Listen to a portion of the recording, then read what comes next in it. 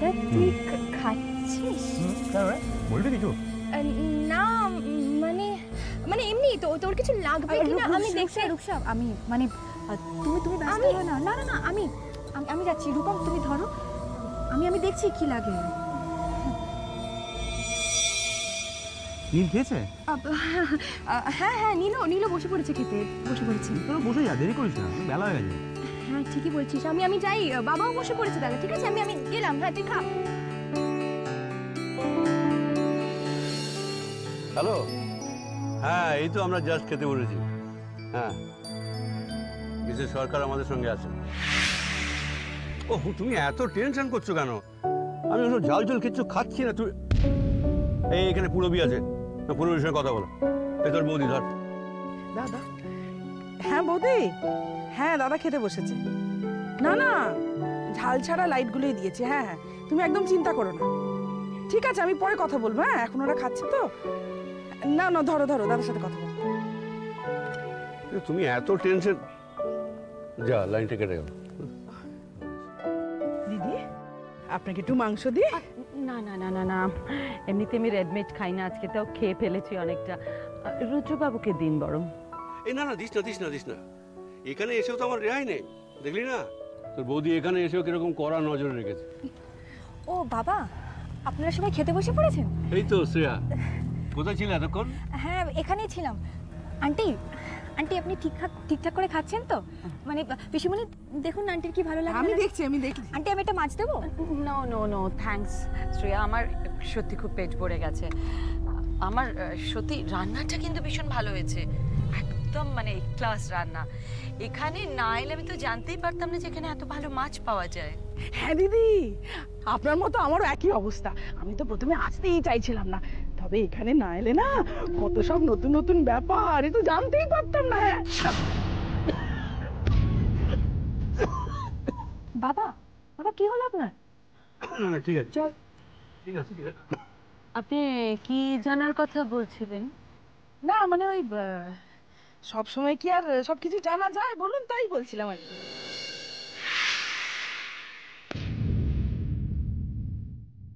সবসময় কি জানার কথা বলছেন আমি বুঝতে পারছি না ঠিক। না মানে কিছু না এই পচা গরমে না কখনো আসেনি জানেন তো। যতবার এসেছি শীতকালে পিকনিকে এসেছি, তবে তখন না পরিবেশটা একদম অন্যরকম, একেবারে অন্যরকম ছিল, মানে এইরকম ছিল না। তাই বলুন।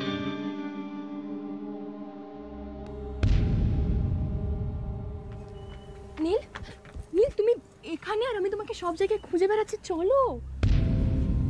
কেন, কিছু দরকার নাকি? দরকার মানে সবাই তো বাড়ি যাচ্ছে, তুমি যাবে না বাড়ি? সবাই গাড়িতে উঠে পড়ছে, চলো।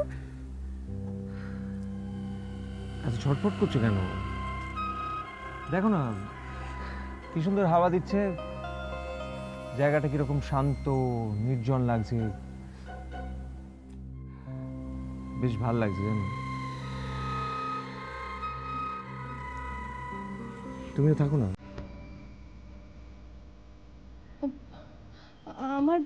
আমার মোটেও ভালো লাগছে না নীল। মানে তুমি তখন থেকে একা একা ঘুরে বেড়াচ্ছ, লোকেদের সাথে কথা বলছো না, কিছু করছো না। আচ্ছা এই পিকনিকের কোনো মানে হয় বলো তো? দেখো রূপসা, মানেটা তো যার কাছে যেরকম, আমার কাছে কিন্তু মানেটা একদম পরিষ্কার। এখানে আসা আমার সার্থক হয়েছে। আচ্ছা রূপসা, এই দেখো না, তোমার বাবার কত বড় একটা সম্পত্তি, একটা এত বড় পুকুর, এত জমি জমা, গাছপালা, বাড়ি। আচ্ছা এসব নিয়ে একা একা নিয়ে কি করবেন বলো তো? তোমাকে তো লিখে দিতে পারেন। আরে আরে আরে একটু বুঝিয়ে বলো না, তাহলেই তো হবে।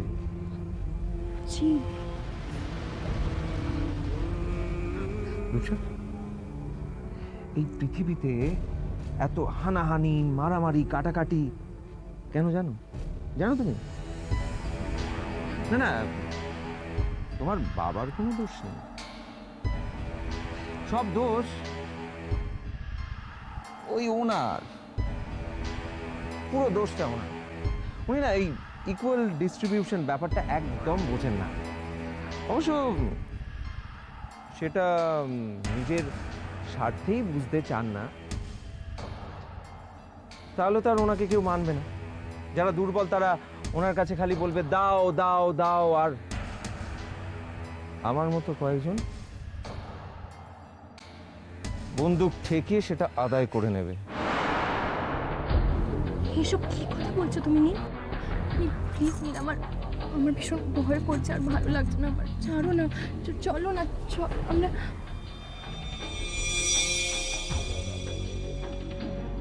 বোকা মেয়ে।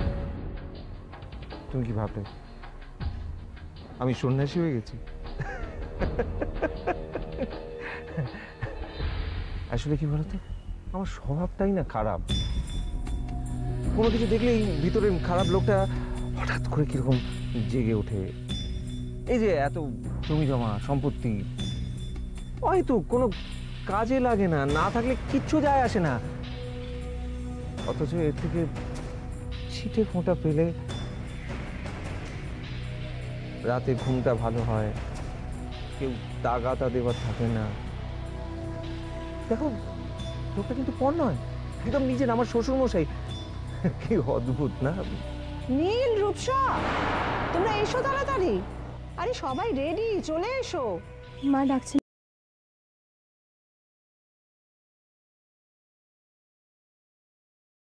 চলো।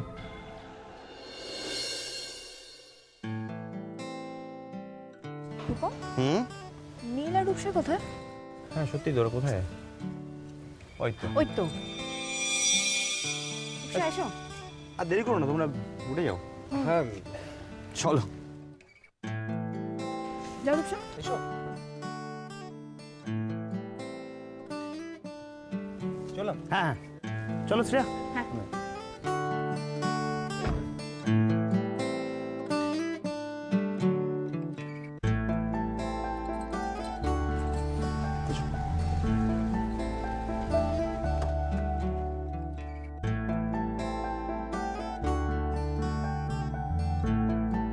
জায়গাটা ঘিঞ্জি নেবে বলে কত খোলামেলা হাওয়া বলে তো। হ্যাঁ আজকে ম্যাক্সিমাম টেম্পারেচার ছিল। আর গরম, গরম তো আমি খেতেই পেলাম না। তাই নাকি? ওটা তোর কম খাওয়া বুঝি? ভালো কিন্তু টানলি রে। রূপম, কি হচ্ছে? দেখে তো বৌদি কেমন যাতা বলছে, খালি 4 পিস মাংস আর 6 পিস মাছ খেলাম। আচ্ছা রসগোল্লা কটা খেয়েছিস বলেছিস?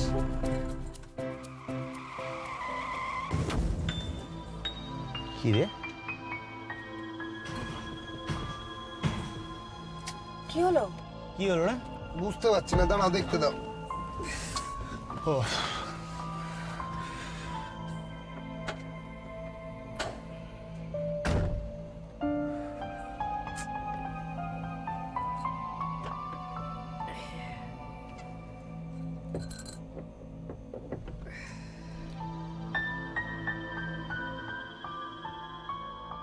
কমল, কি হলো রে? সেলফ কেটে গেছে গো দাদা। কি হবে? গাড়ি যাবে না। কি? গাড়ি খারাপ হয়ে গেছে? সেরকমই তো মনে হচ্ছে বৌদি। সর্বনাশ করেছে এরকম একটা ফাঁকা জায়গায়। রূপম, রূপম এবার কি হবে? কি আবার হবে? গাড়ি খারাপ হয়েছে, মেকানিক আসবে, গাড়ি ঠিক হয়ে যাবে। আবার কি? হ্যাঁ। রূপম তুমি কি বলো তো? তোমার কোনো হেলদোল নেই না এই ব্যাপারে? আচ্ছা এরকম একটা শর্টকাট নিতে তোমাকে কে বলেছে? আমাদের গাড়িটা যদি ওরা না দেখতে পায় ওরা কিরকম চিন্তা করবে বলো তো? আরে বাবা তুই চিন্তা করছো না, গাড়ি খারাপ হয়েছে, মোবাইল আছে তো, চিন্তা কি? দাঁড়াও দেখছি নিজে। রূপম দেখ না আশেপাশে কোথাও গ্যারেজ ট্যারেজ আছে কিনা দেখ। শুনছো সেলফ গেছে, রাতে হলে কি আমি গাড়ি ঠেলতে ঠেলতে নিয়ে যাবো? ও এটা তো মুশকিল হলো, খুব ফালতু জায়গাটা খারাপ হলো। তার থেকে ভালো একটা কাজ করো, এরকম অন্ধকারে তো মোমবাতির মতন দাঁড়িয়ে লাভ নেই। তুমি বৌদিকে নিয়ে গাড়ির ভেতরে বসো, আমি দেখি সামনে কোথাও মেকানিক পাই কিনা। হ্যাঁ তাই দেখ, সেটা ভালো দেখ। ও ইন্ডিকেটারটা অন করে দিই, রাত্রে হলে কি আবার গাড়ি ফাড়ি ভিড়িয়ে দিয়ে চলে যাবে। যা করার তাড়াতাড়ি কর।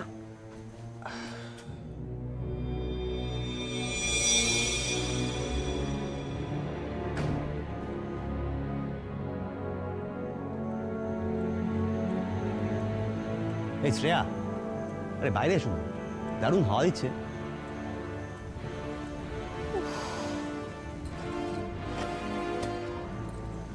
কোনো মানে হয়? রূপম, কি বলো তো তুমি? কে তোমাকে এরকম একটা শর্টকাট নিতে বলেছিল? কোনো ফাঁকা জায়গায় আমরা থ্রিলিং না? থ্রিলিং? তোমার কি সব ব্যাপারে থ্রিলিং মনে হয়? মানে এখন যেটা একটা ভাগ চলে আসে সেটাকেও তোমার হাসছো? সবাই কত চিন্তা করছে বলো তো?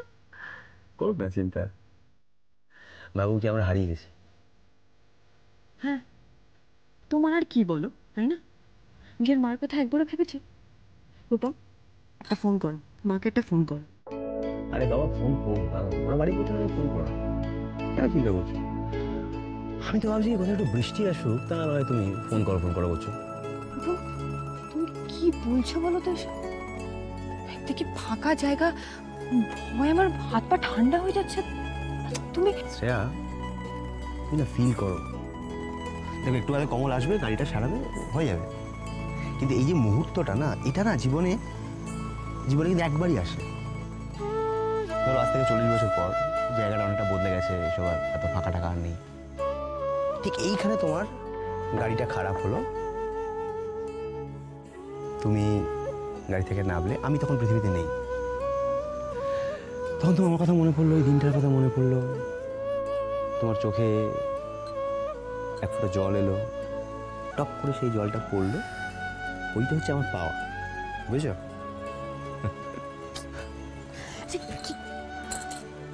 কি আজে বাজে কথা বলছো রূপম তুমি? হ্যাঁ, আচ্ছা এসে এসে বলতে খুব খুব আনন্দ পাও না? কি কি বলছো তুমি? মানে তো রাত্রিবেলা অচেনা গধূলিতে আকাশ ছিল সিঁদুর খেলায় মেতে, সন্ধ্যা এলো ধীরে, হঠাৎ আকাশ বদলালো রং, সূর্য গেল ফিরে। সত্যি চট্টোপাধ্যায়? তাহলে কবি রূপম মিত্র।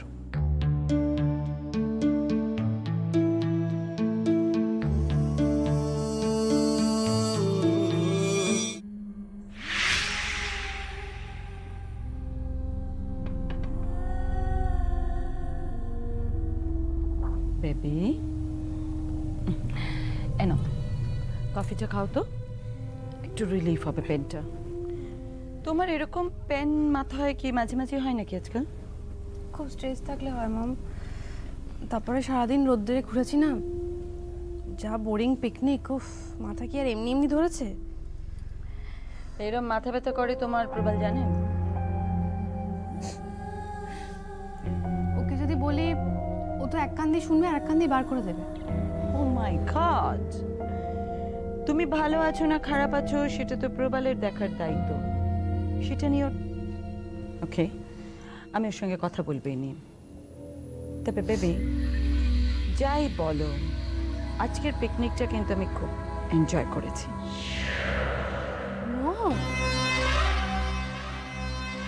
নেহাত তুমি আমাকে বলেছিলে তাই, নাহলে তো আমি যেতামই না। রূপম তার বোনটা মানে একেবারে নেকার হদ্দ। আর শ্রেয়া সবার অ্যাটেনশন পাওয়ার চেষ্টা করে যায় সারাক্ষণ। মুখটা দেখেছিলে? ভালো মানুষই সাজার চেষ্টা। ওর শ্বশুর বাড়ির লোকগুলো যে কি আমি বুঝতে পারি না, কিছুই চোখে দেখতে পায় না। এত কুকীর্তি করার পরে কেন যে কিছু চোখে দেখে না কে জানে। চোখে বোধহয় সব ঠুলি পরে বসে আছে। ঠুলি? Well said, ঠুলি। ঠুলি তো এবার পড়বে ওরা। মানে মানে মানে আজকের পিকনিকটা জানো তো আমার কাছে একটা সোনার ডিম পাড়া হাঁসের মতো ছিল। উফ মম, তুমি যে মাঝে মাঝে কি হেয়ালি করো না। এমনিতেই আমার মাথা ধরেছে, এইসব ভুলভাল বকো না তো প্লিজ। বেবি তুমি ভুলে গেছো তোমার মায়ের নাম প্রমিলা সরকার। না জেনে না বুঝে ভুলভাল বকাটা কিন্তু আমার রক্তে নেই। দেখো মম, আমি তোমার মতো অত চোখ কান খোলা রেখে চলতে পারি না। যা বলার পরিষ্কার করে বলো প্লিজ। বলবো বলবো, আগে শুভ্র চৌধুরীর মেয়ের ভাগ্যটা নিজের হাতে লিখি, তবেই তো মজা। শ্রেয়া শ্রেয়া আবার কি করলো? ও তো রূপমদার সাথে দিব্যি ঘুরে বেড়াচ্ছে। ও মাই গড বেবি, তুমি বরং কয়েকটা দিন পেশেন্স খেলো। এসব রান্না বান্না ঘরকন্না এসব করে তোমার কি হয়েছে জানো তো, তোমার এই সিক্স সেন্সটা একদম নষ্ট হয়ে গেছে। ঠিক আছে, সে নয় কাল থেকে পেশেন্স খেলবো, কিন্তু তুমি বলো না শ্রেয়াকে নিয়ে কি বলছিলে? শ্রেয়ার এই নাটক তোমাকে আর বেশি দিন সহ্য করতে হবে না। আমি এমন চাল চেলেছি যে শ্রেয়া বাপ বাপ বলে ওই বাড়ি থেকে পালাবে। পালাবে মানে? পালাবে মানে পালাবে মানে পালাতে বাধ্য হবে। কে বাধ্য করবে? তুমি? ধরে নিতে পারো তাই। এই পিকনিকটা ছিল শ্রেয়াকে গলা ধাক্কা দেওয়ার ফার্স্ট স্টেপ।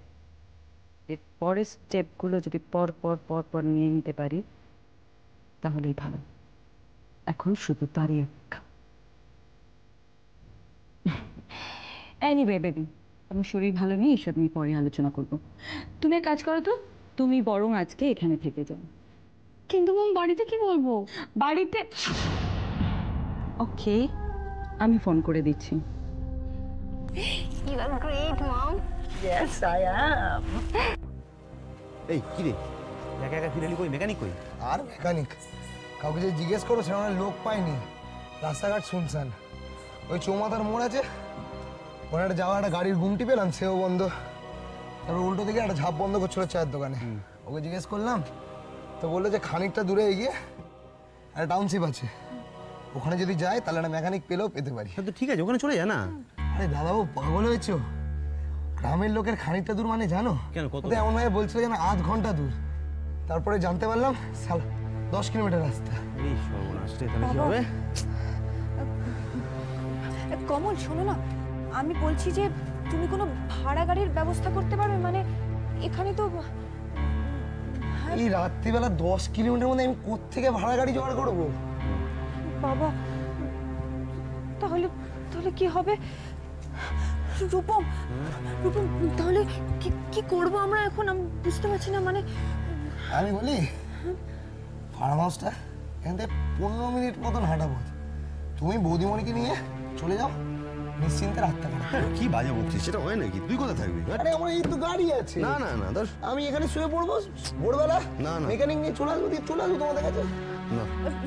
রূপম শোনো না, আমি কি বলি যে আমরা না আমরা আমরা বাড়ি চলে যাই। মানে বাসে করে চলে গেলে কিরকম হয়?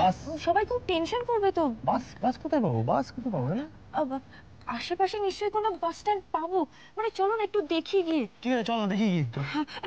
দাঁড়াও, প্রথমে মাকে একটা ফোন করে নাও, বাড়িতে সবাই খুব টেনশন করবে। এরকম প্লিজ একটা ফোন করো।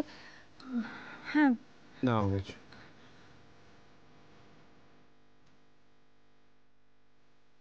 হ্যাঁ মা শোনো না, আমরা আমাদের গাড়িটা একটু খারাপ হয়ে গেছে, বুঝছো তো, আমরা একটু আটকে গেছি। সে কি, তোরা কোথায়? এই রাস্তায় লোকজন আছে তো? আর টেনশন করো না, আমরা আছি, ফার্ম হাউসের কাছাকাছি আছি। আমরা ভাবছি আমরা বাসে বেরিয়ে যাবো, রুটটা জানা নেই অবশ্য, মনে হয় চেঞ্জ করতে করতে চলে যায় আর। অসম্ভব রূপম, এত রাত্রির বেলা তোরা বাসে করে মোটেও আসবি না। ফার্ম হাউসে ফিরে যা। আরে না না, ওখানে ভালো ব্যবস্থা আছে, কোনো অসুবিধা হবে না বলছি তো। শোনো শোনো শোনো, অত টেনশনের কিছু নেই, আমি আছি, কমল আছে, কিছু না কিছু ব্যবস্থা তো হবে। রূপম রূপম তর্ক করিস না। কি অশান্তি শেষ নেই চারিদিকে। আবার নতুন করে অশান্তি ডেকে আনিস না বাবা, যেটা বলছি সেটা কর। বলছি তো ফার্ম হাউসে থেকে যা। আচ্ছা ঠিক আছে ঠিক আছে, আমি দেখছি কি করা যায়, আমি পরে জানাচ্ছি তোমাকে ফোনে। হ্যাঁ ঠিক আছে। মা যদি বারণ করছে, ফার্ম হাউসে থেকে যেতে বলছে।